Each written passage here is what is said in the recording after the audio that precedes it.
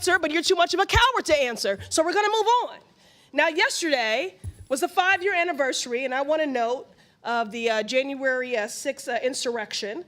And on Donald Trump's first day in office, he pardoned 1,500 insurrectionists, including Brian Christopher Mock, who's from...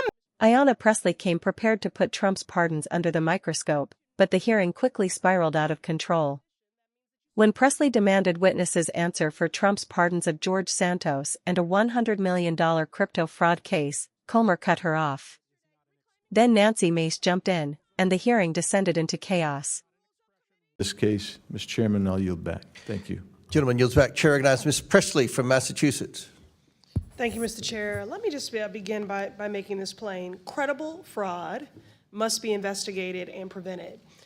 Every dollar that is stolen from public programs is a dollar that is taken from a child who needs care, a senior who needs food, or a family that is already struggling to make ends meet. Ms. Robbins, I want to just begin with a basic question, and please answer yes or no. When someone is convicted of defrauding the public, do you believe that they should be held accountable? Yes. So if we're serious about fraud, then we also have to be serious about accountability. Ms. Robbins, do you mind just expounding, what does accountability look like to you?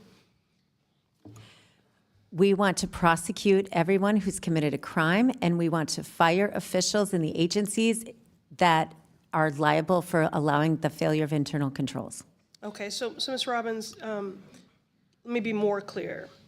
What should happen to fraudsters who steal public dollars?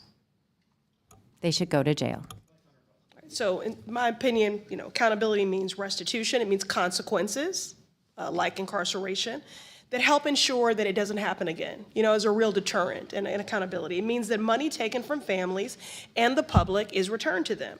But that is not the standard that is being set by Donald Trump, who is wielding his clemency authority to allow fraudsters to escape accountability altogether. Last month, my office published a clemency report titled Trump's Clemency Gap, How Trump's Pardons Are Ignoring the People Who Need Them the Most. I ask unanimous consent to enter this into the record. Thank you. Now to the witnesses who serve in the Minnesota State Legislature on the Fraud Prevention Committee, let's walk through these pardons for fraudsters, and we all care about fraud. So Ms. Robbins, Mr. Hudson, and Ms. Rarick, Donald Trump pardoned George Santos, who defrauded voters and owed them $370,000 in restitution to victims. Raise your hand if you oppose this pardon.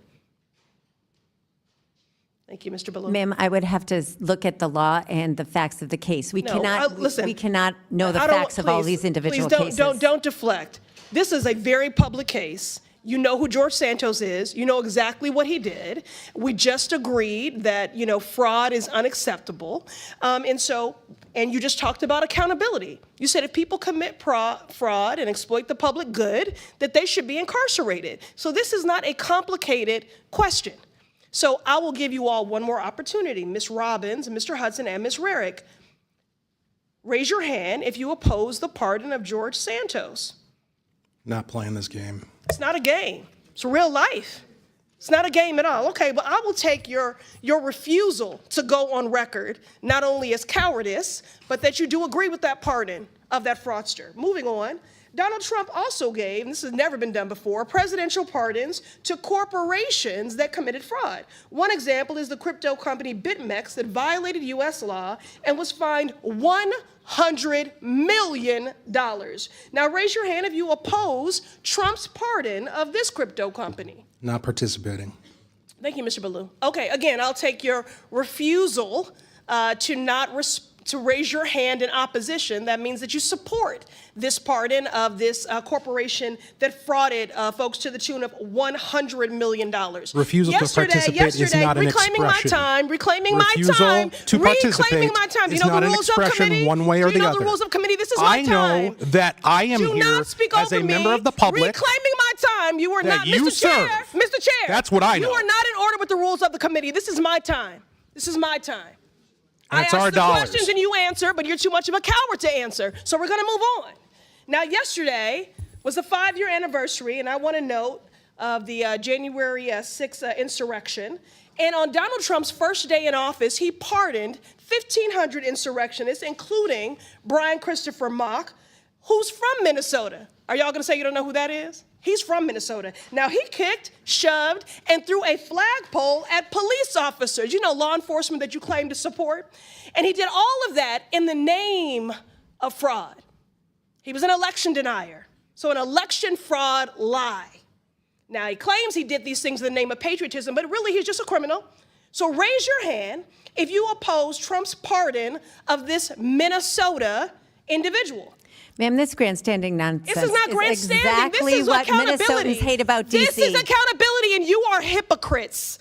So again, I will take your Thanks refusal for to demonstrating not my opening Mr. statement. Chairman, reclaiming order, my decorum. time. She's off the Reclaiming rails. my time. I'm not off the rails, please. You are Enough totally with your off the tropes. rails. Nancy, Order. enough with your tropes. Give me Order. my time back. Order, Mr. Chairman. If Republicans didn't were come here to be serious about accused reclaiming by somebody who was supposed to serve me. You Presley, time is reclaiming my time. constituents. You have no time left. You You're don't get to overtime. accuse me of things in Presley, this time chamber. is overtime. You're out of Order. time. Reclaiming my You're out of time. time. She has more You're time out left. of time. We're done here. You're We're out of done. time. Touch in out of time. At least 10 Mr. seconds. Chair, of she's my out of time. time. Time's Restore expired. my Out of time. order My and time out of is time. expired. Ms. Pressley, you've You all already are very secured your unserious. MSNBC spot tonight. I'm not Your time's I'm required. looking for Chair accountability, recognizes Ms. and you Mace want to We're run gonna be from so the good on hypocrisy MSNBC. Chair of your recognizes king Ms. Mace. and this administration. Thank you, Mr. Chair Chairman. recognizes Ms. And Mace. Mr. Chairman, I agree. She's don't going to be care a great about host on hungry children. You wouldn't be MSNBC. cutting This is medicine. my I time. wouldn't want to jump I in front of reclaim Ms. my Mace if I time. were you, Ms. I Pressley. reclaim my time. This is my time. I wouldn't want to interrupt Ms. Mace. It's her time. Chair recognizes Ms. Oh, Mr. Chair, You're out of order. she did not get all of her time. Mr. Chairman, She wants to still out insult of us order. for 10 more seconds. What do your we have time to is do to expired. get this Chair- woman in order? Her time is expired. Chair recognizes You're Ms. going to Mace. be great on TV. You're really good. No, baby, you're not. No, baby, you're not. You are not in order. You're out of order. Goodbye. You're done. All right. Mr. Chairman, it's my Chair 5 recognizes minutes. Ms. Mace, and Are we we're- good here? got Mr. it. Chairman, thank you. As I listen to the witnesses answer questions, that I am struck by the truly breathtaking amount of fraud, the scope and scale perpetrated against the American people by Somalians in Minnesota. Representative Ayanna Pressley turned a hearing about fraud into a direct challenge over accountability, presidential clemency, and the standards being applied by Congress. Pressley began with a point that should have been difficult to dispute: fraud against the public should be investigated, prosecuted, and punished. She connected the issue to ordinary Americans, arguing that money stolen from public programs ultimately means fewer resources for children, seniors, and struggling families. Then she established a basic principle with the witnesses: if someone is convicted of defrauding the public, should that person be held accountable? The answer was yes. That set up Pressley's central argument. She pointed to President Trump's use of clemency and argued that the administration's actions had created a contradiction. Lawmakers were talking about fighting fraud while some people convicted of wrongdoing were receiving presidential pardons. George Santos becomes the flashpoint. Pressley then brought up former Congressman George Santos, who was convicted after admitting to serious federal crimes involving fraud and campaign finance misconduct. She asked the witnesses to raise their hands if they opposed Trump's pardon of Santos. Nobody did. One witness argued that they would need to examine the individual facts and law. Pressley immediately pushed back. She argued that Santos' case was extremely public and that the witnesses had already established that fraud should carry consequences. Her frustration became unmistakable when she told them. Pressley interpreted that refusal as evidence that they were unwilling to publicly challenge Trump's clemency decisions. Then she moved to corporate fraud. Pressley didn't stop with Santos. She raised Trump's pardon of BitMEX, a cryptocurrency company that had been prosecuted for violating U.S. anti-money laundering laws and had agreed to a major financial penalty. Once again, Pressley asked the witnesses to raise their hands if they opposed the pardon. Again, they refused. That's when the exchange became much more heated. Don't deflect. She then gave them another opportunity to take a position. Again, they declined. A committee official objected to Pressley's questioning, arguing that declining to participate did not constitute support for the pardon. Pressley repeatedly reclaimed her time, insisting that she was entitled to continue asking questions. The dispute over her time quickly became louder and more personal. January 6 enters the confrontation. Pressley then shifted to Trump's pardons of January 6 defendants. She argued that Trump had pardoned large numbers of people convicted or charged in connection with the Capitol attack and specifically brought up a Minnesota defendant accused of assaulting police officers. Again, she asked whether the witnesses opposed the pardon. The response from the other side was to characterize her questioning as grandstanding. Pressley fired back that this wasn't grandstanding, it was accountability. That was the moment the hearing really began to unravel. Comer cuts Pressley off. As Pressley continued trying to reclaim her time, Chairman James Comer repeatedly told her that she was out of order and that her allotted time had expired.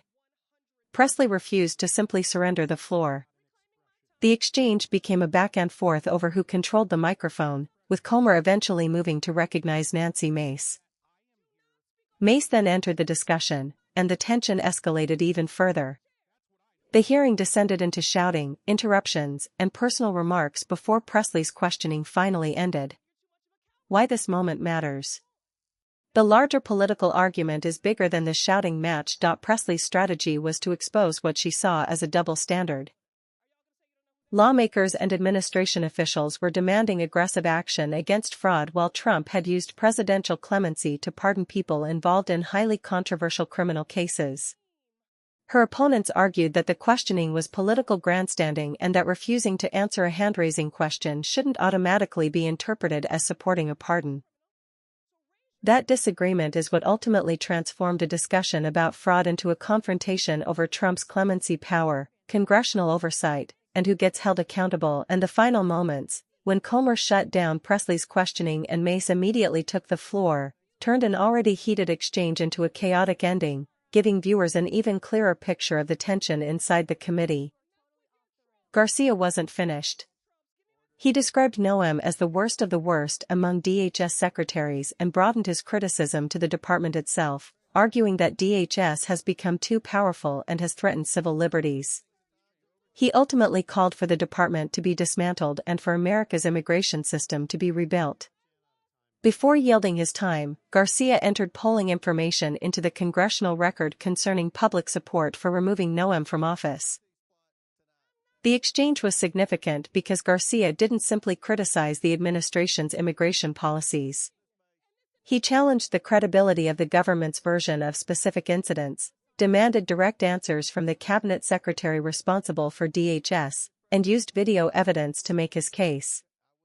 For Garcia, the central question was accountability. When federal agents use force against civilians, who is responsible for making sure the public receives the truth?